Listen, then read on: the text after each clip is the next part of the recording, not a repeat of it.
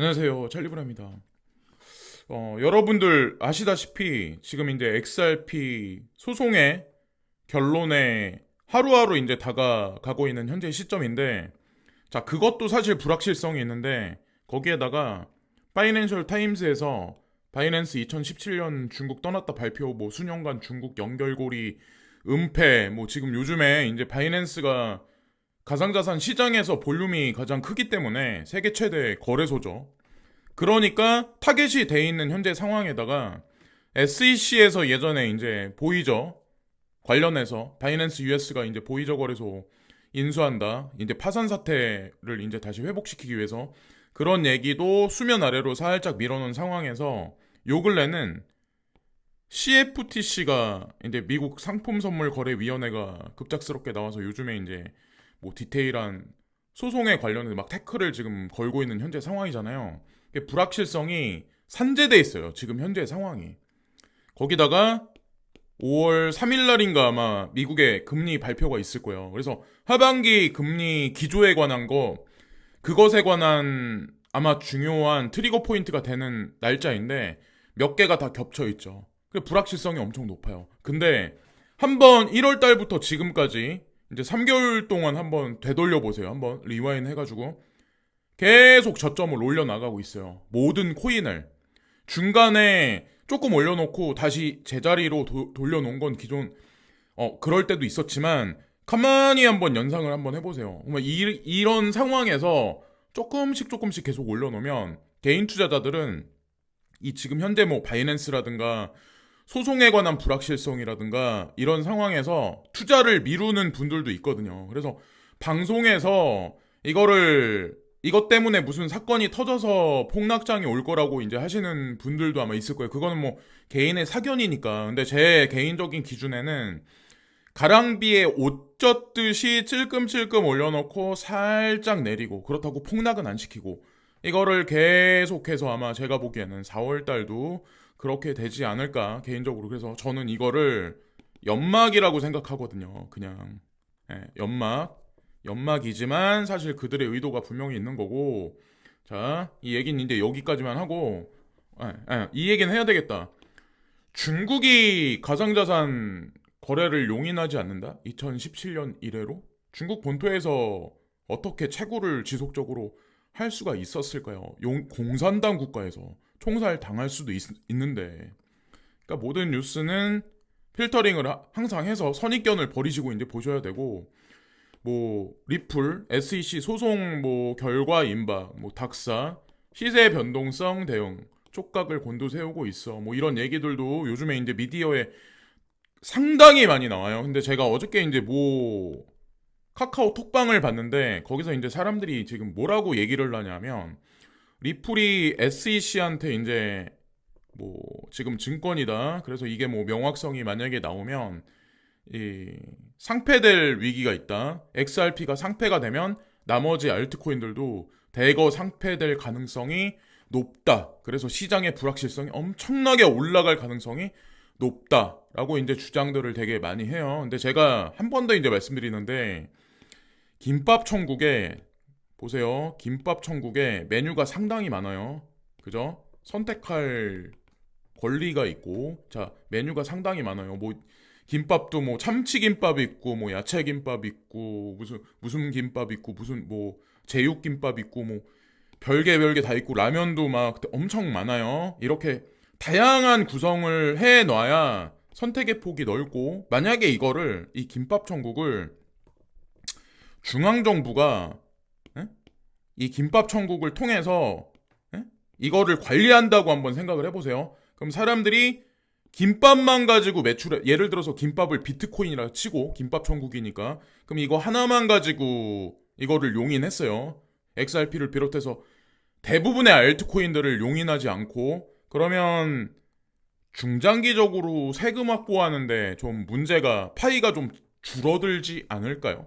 그리고 4차 3차 산업혁명하고 이제 관련돼 있는 많은 현물경제 주식들도 있는데, 그런 다양한 산업군과 다양한 카테고리를 이용해서 다양한 ETF를 뺄 수가 있었고, 그죠? 거기서 중앙정부는 기존에 세수 창출을 계속 해왔었어요. 4차 산업도 마찬가지라는 거죠.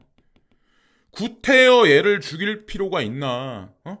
저는 이제 그렇게 생각을 하거든요. 그래서 그 결론은 분명히 이제 긍정적으로, 뭐 단기적으로 흔들림이 있겠지만, 코인의 끝판왕이라는 아마 그 제가 붙인 명칭 같이 분명히 시세도 2025년이 되면 많은 사람들이 아마 엄청난 부자가 돼 있을 거라고 저는 생각을 합니다. 중간에 흔들 가능성이 상당히 높지만 단기적으로도 마찬가지로 XRP 비트코인 상품 언급으로 5개월 최고치로 급등했다. 자, 어쨌든 지금까지 고생하셨어요. 4년간 고생하셨고 앞으로 뭐 한두 달간 더 고생하실 심리적으로. 근데 4년 동안 버텼는데 이거를 왜 못 버텨요? 좀만 버티면 되는데. 자, 어쨌건 결론으로 서서히 가고 있고 모든 미디어들은 거기에 이제 좀 포커스를 많이 맞춰서 지금 움직이고 있는 것 같아요. 크립토 트레이더가 리플 SEC 평결이 알트 시즌을 가져오기를 희망합니다. 그래서 이 소송이 뭐 잘못되면 알트 시즌 안 올 거야 라고 생각하는 사람들도 상당히 많지만 이 알트 시즌은 ETH하고도 사실 관련돼 있어요. ETH, 이더리움 샤펠라인가?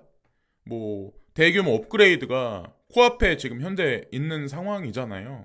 저는 이제 복합적인 게 다 연결돼 있다고 저는 생각을 하거든요. 이도 저도 아닌 상황, 불안한 상황 속에 가랑비 옷 젖듯 찔끔찔끔 올려놓고 여기서 이제 매수를 이제 예전에 이제 못 하신 분들 있죠. 작년 12월 달부터 지금까지도. 그러니까 엄청 이제 뭐 좀 그런 하여튼 중간에 이제 용기를 못 내신 분들, 그래서 이거 폭락이 또 오겠구나라고 이제 생각을 할 수가 있지만 가랑비 옷 젖는 장세가 지속적으로 만약에 이루어져서 조금 더 가격이 올라가면 그때 이분들이 아마 매수로 들어가지 않을까라고 저는 이제 생각을 합니다. 제가 이제 다른 유튜브 하는 분들도 되게 많이 보거든요. 근데 그분들은 보편적으로 대중들이 많이 보는 게 바이낸스를 가지고 지금 그런 얘기들을 되게 많이 하시더라고요. 그래서 어떻게 될지 모르겠지만 어쨌건 연막을 많이 깔아놓은 지금 현재 상황인데 거기에 이제 넘어가면 안 된다라고 이제 저는 생각을 해요. 이더리움 황소는 뭐 샤펠라 하드포크를 준비하여 교환에 대한 규제 조치를 무시한다. 지금 이거 제가 봤을 때는 이게 알트코인 상승장과 무관하지가 않다라고 이제 저는 그러니까 비트코인이 좀 상승률이 높은 와중에 이더리움이 상승세가 그렇게 많지는 않았었어요. 알트코인의 대장임에도 불구하고 사실은. 근데 분명히 2023년은 비트코인도 그렇지만 비트코인이 일단 도미넌스를 올려놓고 일정 순간이 지나면 도미넌스가 살짝 가라앉으면서 알트코인 시즌이 분명히 서서히 아마 도래하지 않을까 개인적으로 이제 그렇게 생각을 합니다. 그래서 여기 보면은 바이낸스와 코인베이스에 대한 규제 기관의 조치에 대해 무관심하다. 지금 이거 뭐 옵션, 선물 시장 전문 거래자들이 지금 현재 그런 식으로 운영을 하고 있다. 그래서 지금 찔끔찔끔 올라가는 전반적인 코인 시장에 아시겠지만 개인들보다는 전문꾼들, 투자자들, 뭐 기관이나 이런 사람들이 주도해서 지속적으로 움직이는 것 같아요. 개인들은 지금 몸을 사리고 있고, 왜냐면 미디어에 되게 민감해요. 오히려 기관 투자가들보다. 서클은 연준과의 준비금 및 지불 레일을 선호한다고 경영진은 말합니다. 어저께도 서클사가 공식 블로그에 그런 얘기를 했죠. 준비금 증명 이상 무라는 얘기를 했는데 하루가 딱 지나니까 연방준비은행에다가 준비금 증명된 것을 자금을 맡기겠다라는 이 발언, 엄청난 발언이죠. 제가 하나의 이제 여기다 이제 추가해서 한 가지를 말씀드리고 싶은 부분이 있는데 서클사는 2015년도에 DCG, 그러니까 DCG 측 베리 실버트가 서클사에 투자를 합니다. 지배 구조가 어느 정도 비율인지는 몰라요. 근데 어쨌건 DCG, 코인베이스, 서클, 제네시스 트레이딩 2015년서부터 구조가 사실은 형성돼 있어요. 그게 뭐 이렇게 짜맞춰가지고 누군가가 발언은 안 하면 우리는 모르죠. 근데 저는 이 사실을 한 3달 전에 제가 이 조사를 하는 와중에 알게 됐고 요 근래는 어떤 게 있냐면 여기 이제 연준이 있어요. 예? FED가 있고 이 옆에 블랙락이라는 세계 최대 자산 운용사가 있어요. DCG는 세계 최대 가상 자산 운영사고 세계 최대 뭐 가상 자산 뭐 구조를 형성하는 어떤 그런 회사이고 세계 최대 자산 운용사는 자 블랙록이에요. 근데 블랙록이 연준하고 또 끈끈하게 관련돼 있어요. 근데 서클이 블랙록하고 또 연결이 돼 있습니다. 채권 시장에 관해서 더 이상 불안해 하실 필요가 있을까요? 얼마 전까지만 해도 USDC에 관해서 막 태클을 많이 걸고 USDT 갔다 막 그랬었는데 어쨌건 지금 현재 상황이 그렇다는 거고 제가 이제 조금 이제 불안불안한 뉴스 속에 찔끔찔끔 올라가는 가랑비에 옷 젖는 상승장 이런 표현을 쓰는 게 사실 의미가 있고 뭐 베리 실버트에 관한 많은 얘기들이 있어요. 아직 뭐 제네시스 트레이딩에 관한 얘기가 아직 끝난 것도 아니고 그리고 세계 최초의 현물 비트코인 ETF가 승인이 난다면 저는 GBTC가 될 거라고 생각을 하고 그 이하 그레이스케일 자산 운용사에 있는 대표적인 코인들이 전부 다 저는 ETF 승인이 순차적으로 될 거라고 이제 생각을 하는데 제가 좀 전에 이제 말씀드렸다시피 FED와 블랙록의 관계 그리고 서클사와 블랙록의 관계 이 연결고리를 보면 알 수가 있어요. 제가 항상 말씀드리지만 뒤통수를 거대하게 칠 거다. 칠 준비를 지금 하고 있는 거죠. 그리고 이 베리 실버트는 FTX 파산 사건이 있기 전에 6개월 전부터 그 사실을 알고 있던 사람이에요. 저도 이제 그 사실을 나중에 알게 됐지만 그리고 이런 거죠. 한마디로 위믹스 통수를 계속 치는 거죠. 위믹스 해외 상장의 위메이드 그룹 쭉 강세. 많은 대중 투자자들이 통수를 당했어요. 거기다가 더 공개적으로 위믹스 재단 뭐 외부 전문가 선임의 투자심의위원회 구성하겠다. 공정하게 뭐 공증 비슷한 어떤 검증을 공개적으로 받겠다. 이런 의미로 저는 이거를 구성한다라고 생각을 하거든요. 하여튼 지켜보시고 그리고 거시경제는 정리해고 대상이 7,000명의 통보 구조조정 칼바람 부는 이 회사 여기 이제 디즈니 같다 얘기를 하는 거거든요. 근데 우리는 그냥 상식적으로 알고 있는 디즈니라는 이 회사는 그냥 미키마우스, 뭐 도날드 어떤 이런 거 캐릭터로 해서 되게 우스꽝스러운 회사인 것 같지만 제가 알기로 여기도 디즈니도 되게 범상치 않은 회사로 알고 있거든요. 여기도 지배 구조를 보면 유태인 자본하고 끈끈하게 연결돼 있다라고 하더라고요. 근데 이런 사람들이 글로벌리스트들이 관련이 돼 있는 회사가 정리해고를 실시를 한다. 정리해고를 한다는 의미는 향후 시장 경제가 추락할 거라는 걸 예측하기 때문에 미리 선제적으로 대응한다라고 이제 전 생각을 개인적으로 하는데 이 시점이 2023년 당장 닥쳐올 시기일까요? 저는 이제 그렇게는 생각을 안 하거든요. 저는 개인적으로 이 텀은 아니라고 저는 이제 생각을 합니다. 자, 이 부분은 여기까지만 일단 말씀드리고 어쨌건 지금 뭐 불안감 조성을 상당히 많이 하고 있어요. 이런저런 뉴스를 끄집어내서 여기 보면 메타버스와 AI 구글 검색량 여기 써 있는데 메타버스는 검색량이 엄청 많이 줄어들었어요. 100에서 37로.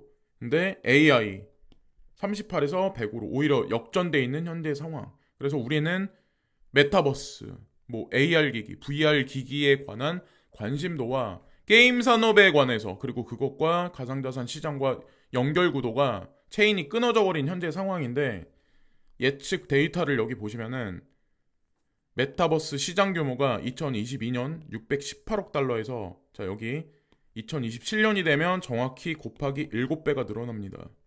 이 메타버스와 우리가 투자하고 있는 가상자산 생태계는 끈끈하게 연결이 돼 있어요. 전 그래서 최소한 아무리 못해도 지금보단 7배는 올라갈 거라고 저는 이제 생각을 하거든요. 최소한. 최소한 아무리 못해도. 그럼 비트코인 기준에서 지금 얼마인가요? 거기다가 곱하기 7. 이거는 최소.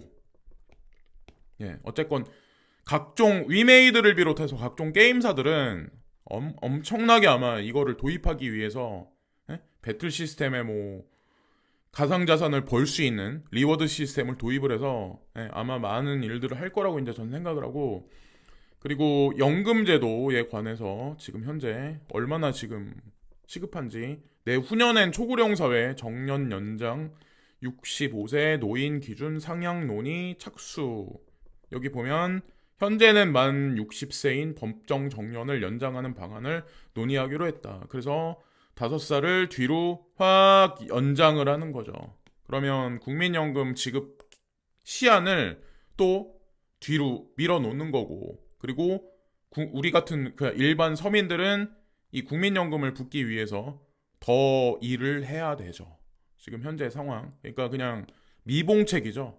근데 이게 제가 예전에도 말씀드렸다시피 한국에 국한된 얘기는 분명히 아니다. 우리가 생각하는 선진국의 이 복지 포퓰리즘을 대표하는 연금제도의 불확실성이 시간을 이제 계속 한 해 한 해 더해가면서 이 불확실성은 증대될 가능성이 상당히 높다. 그리고 인플레이션 상황에서 이 연금 받아서 생활할 수 있는 그런 세상은 아닐 거라고 이제 저는 생각을 해요. 예. 그리고 여기 일본 외무상이 이번 주 중국 방문 추진 40개월 만에 뭐 처음이다. 이런 얘기가 나왔어요. 제가 간간히 이제 한중일은 같이 움직일 거다. 그래서 공중파에 나오는 얘기는 한국과 중국은 연결구도가 없다. 그리고 중국과 일본은 연결구도가 없다. 일본은 친미라. 이런 식의 어떤 그런 게 있잖아요. 근데 여기 보세요. 요런 거 한번 보시면은 어떠신가요? 예. 어쨌건 이것도 지금 베일에 가려져 있지만 공개적으로 이제 드러나고, 러시아와 일본과의 관계에 관해서도 공중파에 안 나오는 일들이 비하인드에선 사실 벌어지고 있어요. 제가 이분 성함은 지웠어요. 괜시리. 예. 그래서 안녕하세요. 치킨집을 운영하고 있고 내 자녀의 아빠 41살 땡땡땡 님이라고 합니다. 제가 21년 3월부터 가상화폐를 시작했는데 시작하기 전에 브라웅님의 방송을 보고 했더라면 조금 더 신중하게 투자를 하지 않았을까 하는 후회도 되고요. 브라웅님을 끝까지 믿었더라면 인스타 DM으로 말도 안 되는 수익을 준다고 자기가 아는 거래소를 이용해 보라 하는 사기꾼들을 거를 수 있었겠죠. 지금 제 상황은 제가 모은 돈 1억이랑 어머니가 평생 모으신 돈 2억 총 3억이 없어진 엄청 큰 돈이죠. 3억이면은 진짜 큰 돈이죠. 삶이 힘들어 죽으려고 했지만 차마 아이들 때문에 그러질 못하겠다라고. 제가 님한테 이메일을 보내는 이유는 브라웅님이 저를 도와줬으면 하는 마음은 아니고요. 구독자로서 나 같은 피해자가 다시는 없었으면 하는 마음으로 이메일을 보냅니다. 해가지고 이렇게 그래서 주변에 이제 사기꾼들 조심하라고 이제 적어 주셨는데, 제가 이걸 왜 말씀드리냐면 여러분들한테 연락이 오거나 주변에 어떤 거래소거나 어떤 플랫폼인데 이자를 내가 생각하는 상식선에서 엄청나게 많이 준다. 고수익을 줄 거다. 고수익을 미끼로 해서 선물 거래를 유도하는 분들도 아마 분명히 있을 거예요. 근데 절대적으로 조심하시라는 거죠. 그래서 제가 누차 계속 말씀드리지만 제가 항상 반복해서 말씀드리는 그런 코인들 선물은 하지 마시고 현물 거래하시고, 그리고 가만히 그냥 2025년까지 그냥 가만히 앉아 있으면 뭐 중간에 팔아야 될 부분이 분명히 오긴 하지만 그러면 그냥 모든 게 다 행복한 결론이 날 텐데 라는 생각을 합니다. 그래서 아마 나쁜 분들이 아마 되게 많을 거예요. 요즘에도 힘드신 분들이 많으니까 오히려 그거를 역으로 이용하는 사람들이. 그래서 갑자기 중소거래소 같은 경우는 이자를 많이 준다고 하고 먹튀할 가능성이 상당히 높기 때문에 절대적으로 이제 필터링을 하셔야 된다라고 저는 생각을 해요. 그리고 세계 뭐 전기차 판매 1위, 중국 뭐 비아디 작년 순익 뭐 해서 뭐 446%나 상승을 했다. 근데 이런 얘기를 하면 저는 이제 중국 찬양론자다 이제 저한테 또 그러시겠지만, 어쨌건 우리 주변에 저는 중국 찬양론자는 아닙니다. 중국인 비자도 없고. 근데 어쨌건 저는 그냥 흐름만 말씀드리는 거예요. 우리 주변에 한국을 비롯해서 전 세계 많은 국가들의 중국 전기 자동차가 돌아다니는 거를 볼 날이 전 멀지 않았다고 저는 생각을 해요. 특히나 이제 상용 자동차들 있죠. 화물차들이랑 버스 같은 거, 그런 것들. 하여튼 지금도 많이 뭐 들어와 있다라고 하더라고요. 지금 현재 미국 시장엔 진출 안 한다라고 얘기를 하는데 어쨌건 세계 시장을 보면 움직이지 않을까. 그리고 집값 반등 착시였나. 3월 전국 집값 낙폭 더 커. 뭐 이런 얘기. 근데 문제는 어디 있냐면 전세 동반 하락이 이어져. 매매가는 상관없는데 전세가가 요즘에 받쳐주질 못하더라고요. 전세가가 받쳐주질 못하면 집값 자체를 받쳐주지를 못해요. 그러면 2023년 우리의 잡마켓이 되게 취약한데 2024년이 되면 안정권에 들어갈까요? 2025년이 되면 우리가 원하는 직장들이 엄청 많이 생기고 많은 사람들이 연봉이 올라갈까요? 더 많은 사람들이 감원을 당할까요? 그러면 대출을 쉽게 지금 받을 수가 있을까요? 시간이 지나면서 고용의 불안정성이 점점 커지는데 이게 장기적인 집값하고 저는 직접적으로 연관돼 있다라고 저는 생각을 하거든요. 그래서 한 2년에서 3년 정도는 최소 2년에서 3년 정도는 그냥 월세가 좋지 않을까. 저 이제 개인적으로 그렇게 생각을 하거든요. 그러고 판단해도 늦지 않지 않을까라는 생각을 해요. 그리고 이제 여름으로 서서히 온도가 올라가면서 이제 봄을 지나 여름으로 가면서 전기, 가스 요금 인상 벌써 얘기가 나오기 시작을 했어요. 겨울에 인상 안 하죠. 그때 요금 많이 나오니까. 요금이 반에 반토막 났을 때, 뭐 에너지 사용할 필요가 없었을 때, 어쨌건 이거를 내보내더라고 뉴스를 보니까. 그래서 계속 에너지 가격은 올라갈 것 같고 한 해 한 해 이제 지나면서 2023년, 4년, 5년 이렇게 쭉 난방비 대란의 논란 정부 가스위원회 신설 군불 뗀다. 그래서 가스 통합위원회 형태 검토. 그래서 예전과는 다른 양상으로 지금 보여지고 있고 가스 요금 인상률 해서 뭐 다른 국가들하고 대비해서 지금 설명을 하고 있어요. 뭐 한국은 11%밖에 인상 안 했어.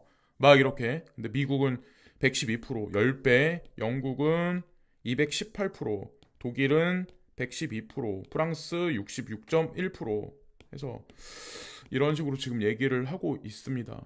올리겠다는 얘기죠, 한편으로. 그리고 이런 뉴스 나왔는데 후지산 당장 올해 폭발할 수도. 3시간 만에 도쿄 마비된다. 그래서 대피 계획 보고서 개정안을 발표했다. 이 얘기는 일본 정부는 알고 있다는 얘기예요. 제가 항상 이제 지나가듯이 발언하잖아요. 불의 고리하고 밀접하게 관련돼 있는 분들, 특히나 이제 미국 서부 쪽에 한인들이 많이 계시는 걸로 알고 있는데 준비를 서서히 하시는 게 좋지 않을까라고 제가 계속해서 이제 간헐적으로 제가 말씀을 드리잖아요. 근데 일본 정부도 알고 있기 때문에 개정안을 발표를 한 게 아닐까라는 생각을 합니다. 공개적으로 지금 시장의 불안감을 조성하진 않지만 눈치 빠른 개인들은 뭐 부동산을 어떻게 한다든가 아니면 직장에 관한 거를 이주를 어떻게 한다든가 안전한 지역으로 미리 피신을 해두시는 것도 제가 보기에는 좋지 않을까라고 생각을 해요. 뭐 이거는 먼저 사고 나중에 갚는다. 애플페이 레이터 출시. 그래서 여기 보면 50달러에서 1000달러 빌려 구매하고 갚아. 이자 수수료 없고 신용 점수 무관하다. 신기하다는 생각 안 하시나요? 이런 플랫폼 기업이, 자, 이런 웨어러블 기기 기업이 점진적으로 금융업에 진출하기 위해서 지금 준비를 하는 거죠. 카카오뱅크, 카카오페이를 이용해서 금융업에 이제 진출하는 거고, 국민은행은 거기 비하인드에 살기 위해서 붙어버린 현재 형국이고, 근데 미국이든 아니면 뭐 네이버도 제가 알기로는 네이버페이 해가지고 뭐 네이버도 금융 쪽에 진출. 어쨌건 지금 현재 다가오는 세상이 그런 세상이고 이런 것들과 우리가 투자하는 가상자산이 깊숙하게 연결돼 있다라고 이제 전 생각을 하거든요. 어느 순간 비트코인과 이더리움과 뭐 비트코인 캐시, 라이트코인, 뭐 도지코인과 연결돼 있는 애플페이로 우리는 길거리에서 음식을 사 먹고 뭐 결제를 하고 이런 세상이 멀지 않았다라고 이제 전 생각을 해요. 그런 뉴스 볼 날이. 자, 그리고 뭐 지갑에 넣어놓고 맡겨놓으면 자동으로 리워드, 이자를 받을 수 있는 뭐 그런 시스템들? 네. 그렇게 되지 않을까요? 거기에 또 중앙정부는 또 세금을 매기고. 자, 오늘은 여기까지 말씀드리면서 방송을 마치겠습니다. 그래서 불안한 시장 상황, 막 안개가 자욱한 시장 상황 같지만 사실은 제가 여기서 이제 유튜브 상에서 말씀 못 드리는 뭐 전체적인 긍정적인 흐름에 관한 얘기도 있긴 있어요. 그렇기 때문에 이제 저도 이거를 말씀드리는 거거든요. 그래서 단기적인 뭐 출렁출렁 거리는 거에 너무 연연해 하실 필요는 저는 없다라고 생각을 합니다. 자, 오늘도 좋은 하루 되시고 구독과 좋아요 부탁드리면서 오늘 방송도 마치겠습니다. 감사합니다.